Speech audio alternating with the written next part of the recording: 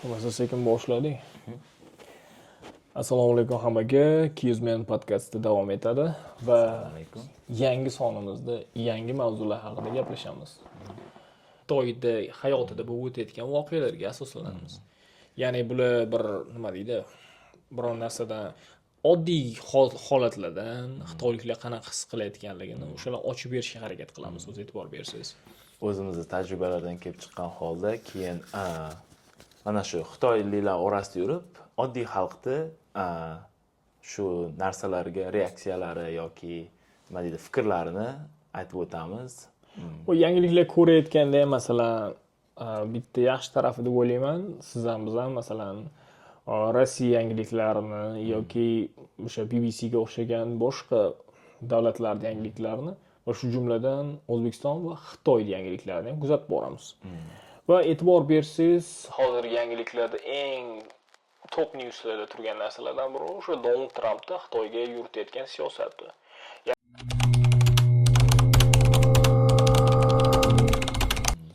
Biz hozir aytib o'tamiz. Biz ekspert emasmiz. Iqtisodiyot bo'yicha iqtisodiy diplomimiz ham yo'q. Hayotiy bo'layotgan hodisalarga reaksiya qilyapmiz faqat. Oddiy xalqqa ta'sirini aytib o'tgandek bo'lamiz. Bular nima qilyapti? Qanaqa xitoyliklar oddiy masalan xitoylik do'stlaringiz, atrofingizdagi odamlar qanaqa his qilayotganligi haqida. Masalan, aytib o'tadigan bo'lsak, yaqindagi Xitoydagi ham va chet el yangiliklariga e'tibor bersangiz ham mana shunaqa bitta video tarqaldi. Videoda aytishyapti, ya'ni amerikalik muxbir xitoylik tashqi ishlar vazirligidagi odamdan savol so'rayapti. Agar ekonomikada sizlar ham tarifni oshirsalaring, bojni bizga qaratib, ya'ni Xitoy ham Amerikaga qarshi ko'proq boj qo'yaversa nima bo'ladi? Keyin sizlar nabrot ko'p qilmaysizlarmi, zarar ko'rmaysizlarmi deganda shunaqa javob berdi. Xitoy dedi 5000 yildan beri shu joyda turuvdi. Keyin masalan Amerika 5000 yil emas, bir necha 100 yillikni qamrab olgan. Va agar Amerika shu yo'lni tanlasa, bizga qarshi kurashaversa, ya'ni o'sha bozordan bizni siqib chiqarmoqchi bo'lsa, biz boshqa bozorlar topamiz. Va Xitoy yana keyingi 5000 yillikda ham shu joyda turadi degan gapni aytdi. Endi bu mavzuni yana bittasiga o'ylaydigan bo'lsam, xitoyliklar rostdan ham shunaqa ko'p meme videolar ham paydo bo'lyapti hozir e'tibor bergan bo'lsangiz. Donald Trampning mana factorylarda, ya'ni fabrikalarda ishlayotganligi yoki amerikalik mana semiz odamlar ishlayotganligini qilishyapti. Chunki nimaga bunaqa videolar tarqalyapti? Donald Trump aytdiki, o'sha hamma fabrikalar Xitoyga qurilgan, chet elda qurilganlar, ya'ni o'sha iPhone'nikini yo boshqa o'sha boltdan tortib hamma ishlab chiqaradigan narsani Amerikaga qaytaramiz deb. Bu o'sha e'lon qilingan yangiliklarga ko'ra ming videolar tayyor bo'lganligining sababi o'sha kichkina bolt yaratish yoki shunaqa narsalar qilish Amerikaga qaytadi deb. O'sha plasmassa narsangacha o'zing qilaver deb xitoyliklar ham shunaqa reaksiya qilyapti. Agar biz bo'lmasak bunaqa narsalarda oddiy narsa bilan o'rlashib qolasan degan ma'noda qilyapti. Menimcha bilmadim, bunaqa narsalar qanchalik darajada Amerika iqtisodiyotiga katta yaxshi natijalarni olib keladimi yo'qmi bilmayman. Lekin xitoyliklar shu vaqtgacha eng kichkina oddiy narsalarigacha Xitoy yasab berayotgan. Donald Trampning mana shapkasi bor edi, Make America Great Again deb, o'shani ham Xitoyda nima deydi, ishlab chiqarilganligi haqida. Va yana bitta faktni aytib o'tishim kerak, chunki ba'zi bir do'stlarimiz, masalan Amerikada yashaydiganlar ham, o'sha ko'pchilik qarindoshlarimiz ham Amerikadan sovg'a olib kelishardi. O'shanda olib kelganda bizga olib kelingan kiyim sovg'a olib kelishardi ko'pincha. O'sha kiyimlarda made in China, ya'ni Xitoyda yaratilgan deb qo'yishar. Bu nimaga bunaqa ekan degan xayol kelardi. Xitoydan olib kelyaptimi degan. Endi hozir aytayotgan bir necha 10 yil oldingi voqealar aytyapman. O'sha vaqtlarda ham Xitoy o'zi har bir davlatga har xil qualityda, sifatdagi tovarlar jo'natar ekan-da. Ya'ni Amerikaga jo'natiladiganlari o'sha birinchi sortdagi. Menimcha O'zbekistonga 10 yil oldin tadbirkorlar Xitoyga kelib tovar olib ketishardi, bizga sal arzonroq versiyasini olib ketishardi. Keyin bizda shunaqa bozor talablariga qarab keyin shunaqa nima deydi, miyada shunaqa narsa shakllanib qoldi, Xitoy tovarlari bo'lmavor, ya'ni sifatsiz degan ma'noda. Lekin hozirgi kunda juda ham mashhur bo'lib ketdi. Bozordagilar ham aka toza Pekinniki oling deyishyapti. O'z masalan sizni fikrlaringiz qanaqa? Hozir Donald Trampni shunaqa qilayotgan ishlari va sizni tanishlaringiz qanaqa reaksiya qilyapti? To'g'risini aytsam, men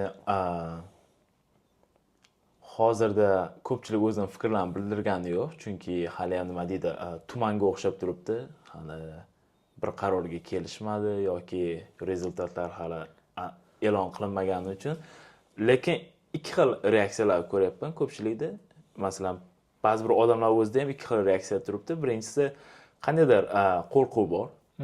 Amerika masalan to'xtatib qo'ysa, tovarlarni qayerga sotamiz? Chunki boshqa bozorlar, hozir masalan Braziliya taraflar, Janubiy Amerika yoki Afrika davlatlari endi mana shu target market bo'lib turibdi-yu. Lekin miqdori ancha kamayib ketadi. Nima deydi? Quantity oladigan hajmi, savdo hajmi kamayib ketadi. Keyin Amerika dollarda qiymati kattaroq bo'lib turardi.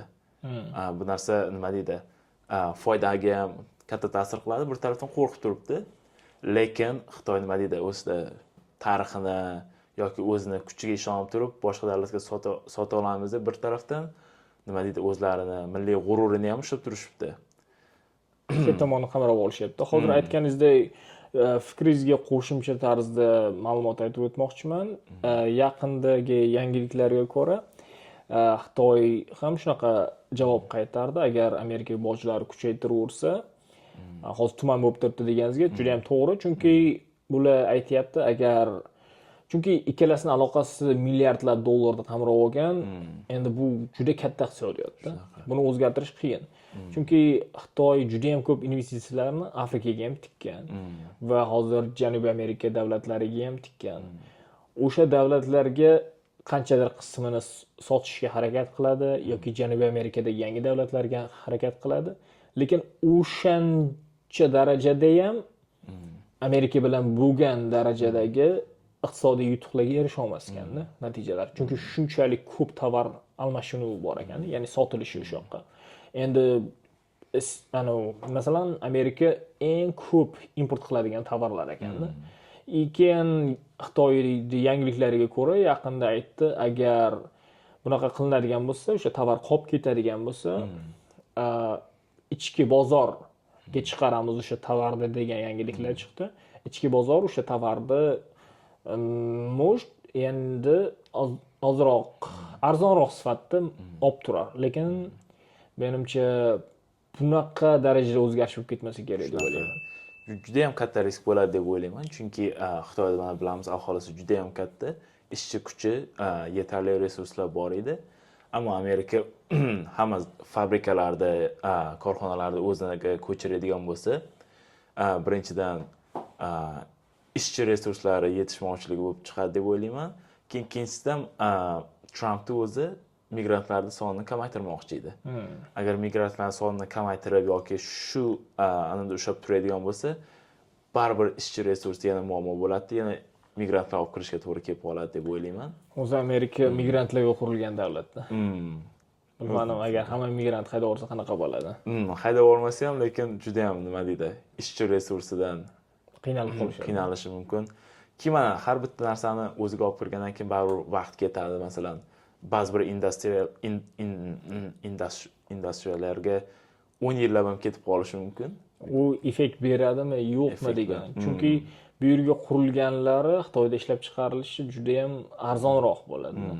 O'shanda ham tariflar qo'yganda xitoyliklar masalan Vyetnamga yoki Filippinga o'sha davlatlarga tariflar qo'yilmagan, ya'ni bojlar.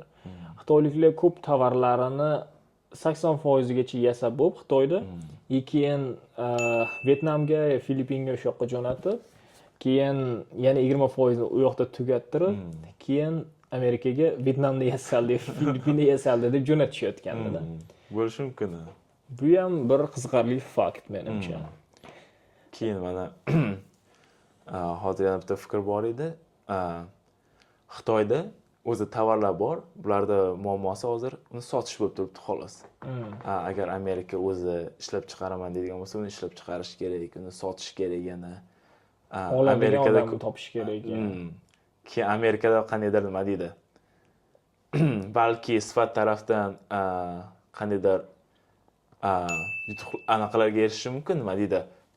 Competitive advantage deydi. Bu yerda juda ham zo'r fikrda aytdingiz, chunki yaqinda ko'rib qo'ygan yangilikda mana shunaqa gap bor edi.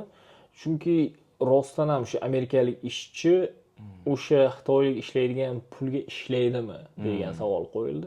Boyaga men videolar bekorga qo'yilmadi-da. Semiz amerikaliklar qo'yib qo'ydi, fabrikada tikuvchilik dastgohlarini ishlatib o'tiribdi. U qiyin-da. Bitta amerikalik ishchi birovga $2000 ishlasa, xitoylik $200 ishlardi-da. Endi $2000 bilan $200 atrofida bor-da. U keyin Amerikadagi ishchini ko'ngliga qarab, yana uni qonun qoidalariga qarab, e'tibor berib, ko'nglini ko'tarib, bu yerda gamburger bilan Coca-Cola'ni ichirib qo'yib, shunaqa narsalar qilish kerak-da. Unga entertainment ham yaratib berish kerak. Bir tarafiga TikTok qo'yib qo'yasizmi, endi bilmadim, shunaqa Donald Trump patriotik gaplarni aytib turmasa, bundayga qiyin-da. Juda ham qiyin. Balki masalan ishsizlik muammolarini yopib ketishi mumkin-ku, lekin undan tashqari juda ham Amerikaning katta qismi qandaydir xitoychalik ishlash tizimida ishlay olmaydi. Men Xitoyda kompaniyalarga juda ham fabrikalarga borganman. 12 soatlab ham hech qanaqa muammosiz shunday kelishadi, to'xtamasdan ishlab, yana uyga qaytib ketishaveradi. To'g'ri, yana ovqatlanish jarayonini ayting. O'tiradigan odam shu konteynerda ovqat keladi, yarim soatga qolmay shu cho'p tiqadidan keyin guruchini, ovqatini yeb, choyni ichib, yana ishga ketadi. Qurilishda ishlaydiganlar hammasi mana shunaqa. Oddiy guruch bilan bitta pomidorda tuxum bilan pomidor qovurilganini beradi, yoniga ozgina go'sht qo'yib beradi, yeb ketaveradi. Amerikada esa bunaqa juda ham menimcha amerikalik o'shancha ozroq guruch bilan o'sha yoniga nimalardir qilsangiz ham ishlash qiyin bo'lsa kerak, chunki qonun qoidalar baribir boshqacha ishlaydi. Shu sabablari ham bor. Juda ham murakkab vaziyat yuzaga keldi. Menimcha bu narsalar qanaqa davom etishini biz ham kuzatib boramiz, yangiliklarni. Agar bu haqida fikrlaringiz bo'lsa, kommentlarda fikrlaringizni qoldiring. Agar bu yangiliklarni kuzatib borgan bo'lsangiz, fikrlaringizni biz bilan ulashing. Biz bu yerda aytib o'tgan narsalarimiz o'sha Xitoy yangiliklari va yana o'sha chet elda bo'tayotgan hodisalardan, yangiliklardan ko'rib, shaxsiy fikrlarimizni bildirib va xitoylik do'stlarimizni bu yerdagi ularda qilayotgan reaksiyalari haqida gaplashib o'tdik.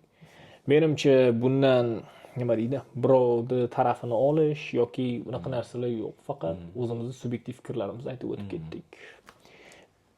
Video yoqqan bo'lsa, o'sha like bosib qo'yishni esdan chiqarmaysizlar va qo'ng'iroqchani bosib qo'ying. Keyingi videolarimiz xudo xolasa ko'rinib qoladi. Keyingi safar ko'rishguncha, xayr.